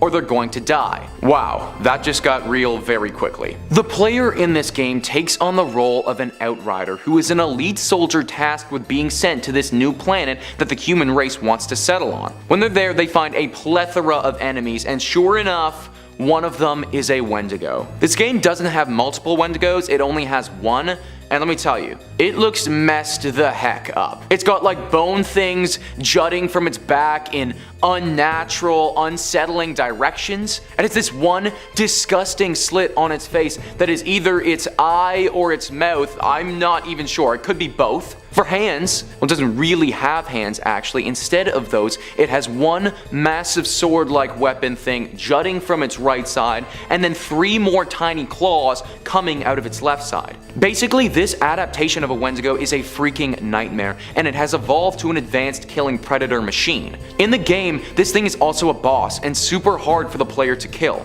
For starters, I obviously don't want to get eaten, but if I'm gonna get eaten, can we just make it from a normal mouth, please? Not some slit thing that might also double as an eyeball. It's gonna be a hard pass from this guy. Coming in at number 3, we have Candyman. I think we've all heard of the Candyman game. For anyone who doesn't know, Candyman is an urban legend, or a slave who returns from the dead for revenge. To summon Candyman, you need to look into your mirror and say his name 5 times. Once you have completed saying his name 5 times, you will see him behind you. He will then kill you with his hook hand. Why would you call on him for that? I don't know. The tale goes that Candyman is really a man named Daniel. He worked on a plantation in New Orleans. He was a talented painter. The plantation owner chose him to paint a portrait of his daughter. Daniel fell in love with the daughter. When the plantation owner found out about their romance, he chased Daniel out of town. Armed with pitchforks, the angry mob caught up to him. They cut off his right hand, covered him in honey, and then threw him into a beehive. A little unconventional way of punishing someone.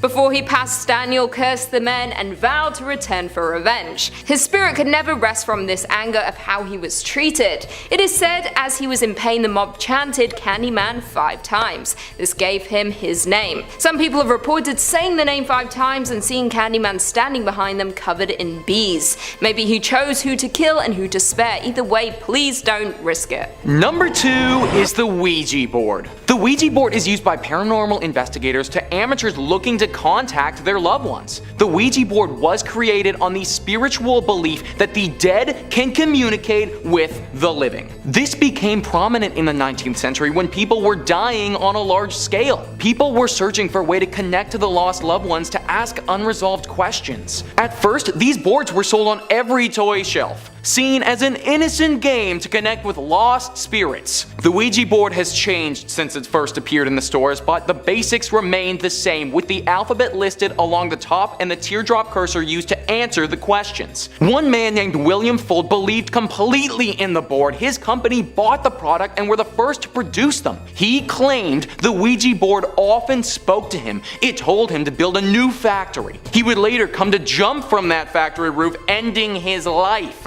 The Ouija, the wonderful talking board game, became a cultural staple when it hit the shelves in 1891. It started out as an innocent game. Over time, as more and more people use it, more stories came forward of demonic possessions. The Ouija board over time became an evil and demonic tool. It was pulled from toy shelves. It became the center for satanic groups and rituals. The board started to be feared. Hasbro does still own the trademark to the boards and sells them on a smaller scale. The Ouija board continues to survive and thrive even after public panic, technological advances, and several generations of users who claim it's everything from a connection tool for good to the work of a devil. So, what would you do with a Ouija board? Some people use it to connect with the lost loved ones. Others use it to see if a place is haunted, taking the board to old hospitals or abandoned buildings, hoping to connect to the spirits there. Of course, some use it for satanic rituals, hoping to make deals with the devil. Whatever you might use it for, it's all dangerous. You are opening a door and welcoming in unknown entities. They may pretend to be the loved ones that you're looking for to contact, revealing their true identity once they've latched onto you. It is something you should stay clear from. You could be releasing an evil that no one alive knows how to get rid of. And finally, coming in at number 1, we have Bloody Mary. Bloody Mary is similar to Candyman, but much more terrifying. To understand why you shouldn't summon Bloody Mary, we should first look at her origins. Mary was an accused witch. She claimed to not be though. She lived secluded in the forest selling her herbal remedies to get by. The townspeople called her Bloody Mary. They did not dare cross her path. They feared if they came too close to her, then they would be cursed. It is rumored once cursed that cows would go dry in food stores would rot before winter. The little girls of the village started to disappear one by one. No one could find where they had gone. It was like they had disappeared into thin air. Grief-stricken, the family started to search the woods and local buildings. Due to lack of clues as to where the children had gone, the suspicion grew towards Bloody Mary. They believed her magic could have taken the children without a trace. One night, one of the young girls from the village awoke. She started to follow an enchanted song only she could hear. That's very hocus pocus. Her family was woken by this and tried to stop the girl. Unable to restrain her, they followed her. The whole town awoke to see what was going on. One of them noticed a glowing light from the end of the town. They went to investigate and found Mary with an enchanted staff pointing towards the girl's home. When they noticed Mary, she fled. A mob formed and gathered their weapons. One loaded his gun with silver bullets, rumored only these could kill a witch. He managed to land a bullet into Mary. She dropped to the ground. They dragged her to a bonfire, tied her up and lit the fire. As she burned, she screamed a curse at the villagers, that if she was mentioned aloud to a mirror, she would return to avenge herself. Once she was gone, they investigated her home. They found graves for each of the missing children. She had been using their blood to keep herself young. Since then, if you say Bloody Mary in a mirror 3 times, you'll be cursed by her spirit. You'll become trapped in the mirror. Your soul will burn for eternity as she did while she claims and destroys your earthly body. Her curse is not something anyone should use as a game or risk the consequences of summoning her. Coming in at number 5, we have the Midnight Game. It is recommended that you do not try to play this game at home. The Midnight Game was created as a punishment for those who have broken the laws of pagan religion. Of course, over the years it has turned into a risky game people play, testing to see if the consequences are real. This game is no joke and there is a very real chance of death to those who play. To play the game you have to follow some exact rules. You must play the game at 12 AM or it will not work. You will then need to gather some exact materials. You'll need to get a candle, a piece of paper, a writing implement, matches or a lighter, salt, a wooden door, and at least 1 drop of your own blood. If you are playing the game in a group, each person needs to have all of these materials individually. Once you have everything that is required, you need to write your full name on a piece of paper. You can then prick your finger and drop the blood onto the paper. Make sure all the lights are turned off, then place the paper on the wooden door, placing your candle on top. stop. Knock on the door 22 times. The time must be exactly midnight on this last knock. Then open the door, blow out the candle, and close the door. You have just allowed the Midnight Man to enter your home. From this point, you may relight your candle. The game is now to avoid the Midnight Man in your completely dark home until 3:33 AM precisely. It is a risky game of hide and seek. If you are not successful in hiding from him until this time, he will torture you with your greatest fear. He will then remove your organs one by one while you're unable to stop him. You will know the Midnight Man was here if you feel a sudden drop in temperature. You'll also know because your organs will be gone. You might see him in the corner of your eye like a shadow in the darkness. You will even hear him whispering from the shadows. If you do manage to survive until 3:33, the Midnight Man will leave your home and you will be safe. If you break any of the rules like turning on your lights or attempting to sleep, you will have lost the game and maybe your life. Again, I have to stress that you should not play this game. You have nothing to gain, but you might just lose your life. Nothing good about that. Number 4 is one-man hide and go seek. The one-man hide and go seek is a ritual for contacting the dead. This is also considered a paranormal game you might try for fun. Wandering spirits are always looking for bodies to possess. This game is to summon these spirits but offering them the doll instead of a human body. For obvious reasons, this is kind of a risky game. The spirit could just up and decide, well, you know what, I'm gonna take your body instead of the doll you're offering. Now, to perform this ritual, you will need the following items: a stuffed doll, a needle and red thread, nail clippers, one sharp tool, and a bathroom with a bathtub and a counter. To start the ritual, you take the doll, clip off the pieces of your nail, and put them inside the doll. Sew the doll back up with the red thread. You will then need to tie the doll up with that thread. You will then need to fill your bathtub with water, and then find a hiding place with a cup of salt water on the ground. This should act as some kind of defense for this creature. Once all of the preparation is done, you can start the ritual. You're gonna need to give the doll a name. This can be anything but your own name. For the sake of this video, let's say Lucy. When it turns 3 AM, you say the doll's name 3 times. Lucy, Lucy, Lucy. You then need to place the doll in water. Turn off all of the lights, go to your hiding spot, and turn the TV on. Count to 10 with your eyes closed. This is when the game of hide and seek starts. Once you've counted down, go back to the doll with your sharp tool in hand, stab the doll, and say, "You're it!" This is a very weird tag. Take the doll out of the bath and place it on the counter. You can now run and hide. You now need to look out for the doll as they will be trying to find you. To end the game, you simply need to say, "I win," 3 times. It might sound like a harmless game, but if something goes wrong, it could be deadly. The soul that finds the doll might not be a happy one, and then you might have created the next Annabelle or Chucky. Alternatively, the soul might come to find the doll, but choose you instead. You could become possessed with no help of being rescued from your new hell. Coming in at number 3, we have the Crossroads game. Unlike the other games on this list, this one is not a video game. It's a real-life game that was once popular in Japan. This game goes by many names. Sometimes it's called the Crossroads Game. Other times it's called the Fortune Game. So basically, this game is said to tell you your fortune. To do so, you need to follow the game's instructions very carefully. You need a comb, something to hide your face with, and a crossroads, an intersection with 2 or more roads. At night, you go to the crossroads and stand near the corner. You then stroke the comb so it makes a noise and repeat this. Sugiura, grant me a true response. Then you have to hide your face and you just wait. If you did everything correctly, someone will approach you. Do not reveal your face to them at any time though. I cannot stress that enough. When they approach you, you ask them for your fortune. They should tell you it. Sadly, you might not always receive the answers that you're looking for. Apparently, a number of people in Japan have taken their lives playing this game after receiving a bad fortune. This has resulted in its ban in Japan. Apparently, the person you are summoning is not alive, and that's how they know your fortune. People that have ended up revealing their face to the dead person have been haunted by other spirits. They have reported seeing eerie shadows, which is why you need to hide your face.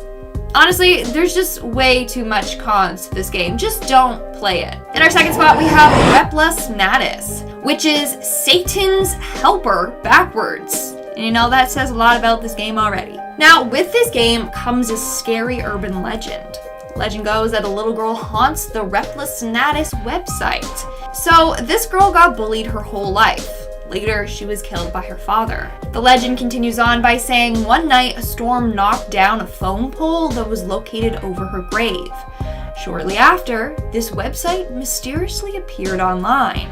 Now it's said that you can only enter the site at midnight.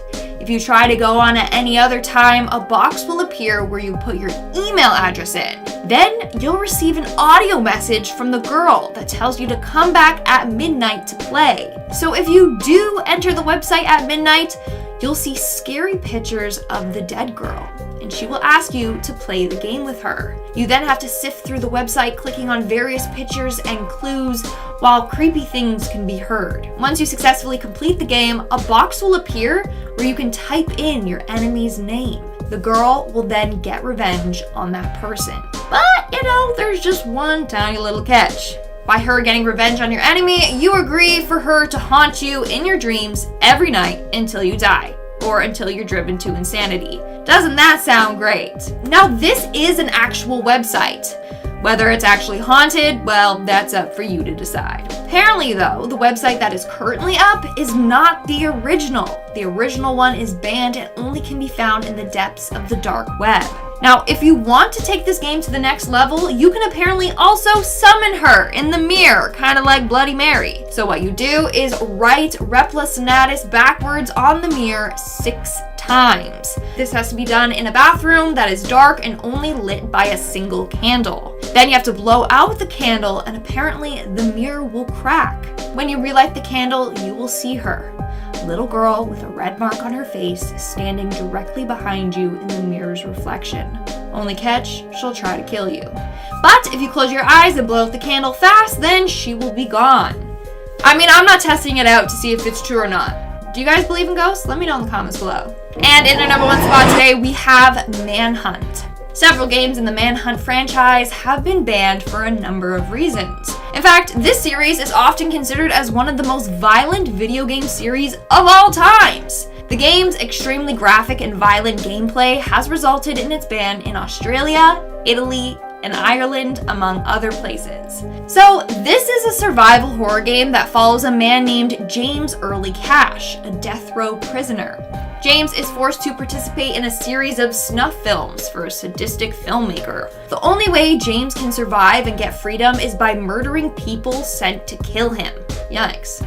In fact, the game has one difficulty called Hardcore. On this difficulty, players are told to brutally murder people. The more brutal the murder, the more points they get. Obviously, it was banned because of the over-the-top, blood-soaked murders. But also, it was banned in the UK for another reason. In 2004, a real-life murder case was blamed on this game. Apparently, the killer was obsessed with this game, and some people think that the game inspired him to kill his victim. Now, Manhunt 2 is banned in more countries than the first game, because it was even more messed up and gory. It was banned in Germany, Ireland, New Zealand, Saudi Arabia, and South Korea. Starting off this countdown, we have Dead Rising. The entire Dead Rising series is banned in Germany for the game's highly graphic, violent, and gory scenes. So this game is an action-adventure survival horror game. In the first game, you play as Frank West, a photojournalist that is trapped in a shopping mall while his town faces a zombie outbreak. You then have to survive and rescue survivors along the way. Throughout the game, there are scenes where you shoot zombies or chop them up with a lawnmower. You see limbs flying everywhere, and in one part, cannibal corpses are shown. So, Dead Rising was banned in Germany because it depicts violence in a public mall setting, and because of its gory violence. Dead Rising 2 and 3 were banned for the high-impact gory violence. Now, Germany is pretty strong on its video game ban. In fact, some companies adapt their games so that it's not banned in Germany. They do things such as showing green blood instead of red, so it appears less gory. In our fourth spot, we have Hotel 626. Now, I'm not gonna lie, when this game was a thing, it was incredible. It was filled with suspense, mystery, and eeriness. In fact, it was created as a marketing campaign for Doritos. It was genius. It was created since they were bringing back the black pepper jack and smokin' cheddar BBQ flavor back from the dead. Now, in order to play the game, you had to go on hotel626.com. You could only play the game from 6 p.m. to 6 a.m. every day. That's why it was named 626. Anyways, for this game, you would wake up in a random bed at 2 a.m. The objective was then to escape this haunted hotel. But along the way, you encounter some terrifying inhabitants. What was sick is that the game incorporated your webcam and microphone. You would get to use them throughout the game. Sadly, this game is no longer available. Why?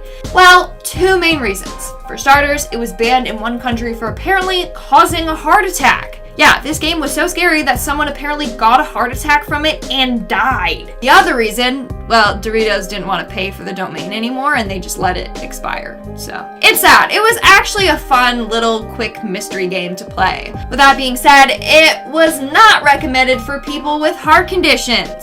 For the reason previously mentioned. Doritos needs to bring back the game though, no matter how many Karens deem it as dangerous.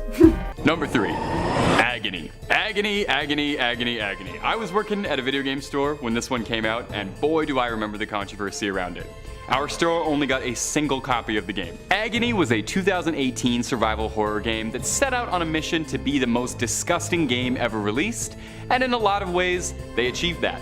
Agony follows the story of a lost soul condemned to hell with no memory of their former life, and like anyone who'd be trapped in hell, are trying fruitlessly to escape. Agony's main selling point was its intense depiction of hell, overflowing with blood, gore, fire, and brimstone.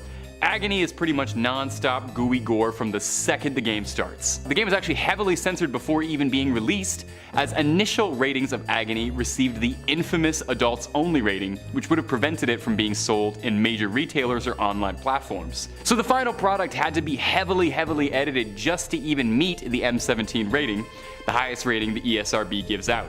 I feel like it's worth throwing this out there if you're hearing about this and you think that I made Agony sound kinda cool and you want to check the game out. I'll let you know that the controversy seems like it was more a marketing thing because the actual game is kind of bad. For all its overwhelming gore, it gets really dull fast. You know, you walk into one room full of nightmarish, incomprehensible walls of 1,000 wretched faces screaming and crying blood, and really, you've seen them all, you know? The game gets pretty samey really fast, and the actual gameplay is really dull despite its environments. After its release, it became clear that Agony was nothing more than a maypole for controversy. Number 2. Condemned: Criminal Origins. Condemned: Criminal Origins was a launch title for the Xbox 360 all the way back in 2005. So I wouldn't be surprised if you forgot about it. It was a first-person survival horror game where you played a detective built like a linebacker, hunting a serial murderer on the trail of a series of condemned buildings, obviously, all the while being attacked by populations of the city who have all gone violently mad by some mysterious force. Now, Condemned is probably the scariest game on this list, and I'd go so far as to say it's one of the scariest games I've ever played in my life. Drawing major inspiration from films like Seven, Silence of the Lambs, and Saw, Condemned is the kind of game that makes you feel like you'd need to take a boiling shower afterwards and scrub yourself. The game is entirely in a first-person perspective, and you really feel like you are knee-deep in the filthy grime of the city. So what banned Condemned? Well, in Germany, the game was refused to be sold because of a law stating that any depictions of cruel or otherwise inhuman acts of violence against human beings in a manner which expresses a glorification, which really could describe any of the video games I listed today. Interestingly, unlike a lot of the other ones on this list, Condemned was actually banned after it was released, not before. Its sequel, Condemned Bloodshot, was also banned for the exact same reasons. Now, for what it's worth, Condemned is pretty vile and pretty scary. It's a testament to how disturbing the game is in its depictions of horror, foregoing supernatural elements and trying to depict the situation as realistically as possible. You do have to admit, it is kind of ironic too, that when you think about it, the game itself was condemned. Still, nonetheless, if you're feeling brave enough for it, I would recommend checking it out. It is horrifying. Number 1. Manhunt. There could not have been any other game at number 1 on the list about banned horror video games. If you're passionate about horror games and you know your horror game history, you were probably already expecting for Manhunt to show up. When you really think about it, Manhunt is probably one of the most infamous video games ever released. Manhunt comes to us from Rockstar Games, who are definitely no stranger to controversy, being the developers behind Grand Theft Auto. If anything, they welcome controversy, even going so far as in the early days paying for bad reviews for the GTA games to make them seem cooler. A contraband video game, what kid wouldn't want that? Well, Manhunt was a similar situation. Almost all of Rockstar's games see you playing a criminal of some kind, be it a thug, an outlaw, or a high school bully. But Manhunt has you playing as a death row inmate who is kidnapped by a sick benefactor known as the Director, who communicates to you through an earpiece, and in exchange for your freedom, wants to watch you take out members of various gangs across the city while he watches you on hijacked CCTV cameras for his sick pleasure. As the player fights off depraved gangsters, criminals, and one particularly memorable delusional chainsaw-wielding naked pig mask-wearing psychopath, you'll find yourself caught in a grisly web. Now, video game violence has always been a very touchy subject. What is too realistic? Where is the line? Manhunt very intentionally walked that line. A quote from ex-Rockstar developer Jeff Williams, who contributed to Manhunt, had this to say: "The game just made us all feel icky. It was all about the violence, and it was about realistic violence. We all knew there was no way we could explain away this game. We all knew we were crossing a line. There was almost a mutiny in the staff over it." A Manhunt sees the player executing people for the pleasure of the Director, all using household objects and disturbingly realistic depictions of violence. Infamously, Manhunt was involved in a real-life tragic death, with the assailant having been purported to have been obsessed with the game by friends, which led to efforts to have the game banned outright from stores. In New Zealand, owning Manhunt was actually considered a criminal charge. You could get charged for having this video game in your home. The province of Ontario restricted Manhunt to the dreaded AO rating, pulling it from store shelves. Despite the intense nature of the game and the controversy surrounding it, Manhunt went on to be a cult classic. It sold well, it wasn't banned as widespread as Rockstar had feared, and to this day, it still even has its fans. It sold and reviewed well enough to even get a sequel, which very bizarrely was exclusive to the Nintendo Wii, a console exclusively known for its family-friendly entertainment. Nothing more family-friendly than Manhunt. Number 5, Left 4 Dead 2. Up first on our list is Left 4 Dead 2, the sequel to Valve's 2008 smash hit Left 4 Dead. Left 4 Dead 2 changed the game entirely, revolutionizing the zombie genre and reinventing everything you knew about Left 4 Dead by taking the exact same game and setting it in Louisiana instead of Pennsylvania. Now, the actual game is amazing. I could hark sweet nothings about Left 4 Dead all day. The 4-player co-op zombie survival game was some of the most fun you could have with an internet connection back in the day. I probably lost hundreds of hours of my 8th grade playing Left 4 Dead 2. But if you happen to live somewhere like Australia or Germany, you wouldn't been able to have played Left 4 Dead 2 at all, since because of its intense depictions of violence, the game was deemed too heinously gory to be sold, classifying it as too violent to be sold as an MA-15 game, the highest rating Australia had at the time. Valve tried to fight back against the classification as much as they could, insisting that all the violence depicted in the game was against zombies, who are no longer human. They just look like humans and fall apart pretty easily. The workaround? Valve released a heavily censored release of Left 4 Dead 2 for international markets, which removes just about everything yucky. No missing limbs, no guts, gore, blood, and piles of bodies are all gone out of the Australian release. Oddly, and possibly as an apology for removing content, the German release of Left 4 Dead 2 also heavily censored all the violence, features weaponry not available in any other releases of the game, all ported over from Counter-Strike's source. Pretty funny to note as well, the cover art for Left 4 Dead 2 is a severed hand missing a couple fingers, with 2 fingers held up to denote that it's Left 4 Dead 2, like this. Well, because that gesture is considered rude in England, the cover was replaced there with a variant where the hand is facing backwards. And hey, on the off chance anybody from Valve's watching, if you guys wouldn't mind, I really would like another Left 4 Dead. Don't forget to subscribe for more horror content coming your way every day. Number 3, Stalker, Shadow of Chernobyl. Well, given the title of the game, I bet if you really think about it, you can probably imagine what true event Stalker is based on. But if you're not a fan of GSC's ultra brutal apocalypse RPG horror series, Stalker, which is an acronym for Scavengers, Trespassers, Adventurers, and I honestly can't remember the rest. Anyway, you play a Stalker, someone who traverses the hostile, irradiated hellscape known as the Zone, the surrounding areas around Chernobyl, which have become host to all sorts of threats from zombies, mutants, bandits, and radiation. It paints a pretty grim scenario. In the world of Stalker, the Chernobyl incident occurred the same way it did in our real world. Mismanagement and improperly constructed equipment led to a disastrous accident that irradiated the surrounding area, causing everyone to evacuate and causing a state of emergency. Where the timelines differ is that in Stalker, after this accident, some secret Soviet scientists go back to Chernobyl to use it as a lab to conduct all sorts of nefarious experiments that eventually lead to a collapse in reality, tearing open some holes, anomalies everywhere, and even bigger disaster, letting loose all manner of monster and mutant onto the surrounding areas. Such is life in the Zone. Obviously, things didn't get this bad in the real world, and as far as I know, there's no bloodsuckers lurking in Pripyat. I've never been, but you know, I've heard. But the real Chernobyl incident was about as horrifyingly close to a full-on apocalyptic incident as we've ever come. Interestingly too, as another little Stalker tidbit, Stalker is very loosely inspired by a piece of classic Russian cinema. Unless you've got a Criterion Channel subscription, maybe you didn't know this, but the 1979 film Stalker, which is set in a hostile, strange environment where the laws of physics no longer apply, is led by scavengers who hunt through the strange land called the Zone. There's not a lot of post-apocalyptic mercenaries fighting zombies, and mostly it's just kind of esoteric musings. It's loosely inspired, but it's still very much worth noting if you're a big fan of grim dystopian European media, and if you like Stalker, you'll probably like the other Stalker. Moving on. Number 2. Fatal Frame. Fatal Frame was a series of survival horror games that put the player in control of various investigators in 1980s Japan, revolving around taking photos to find ghosts, plain and simple. The games are downright horrifying,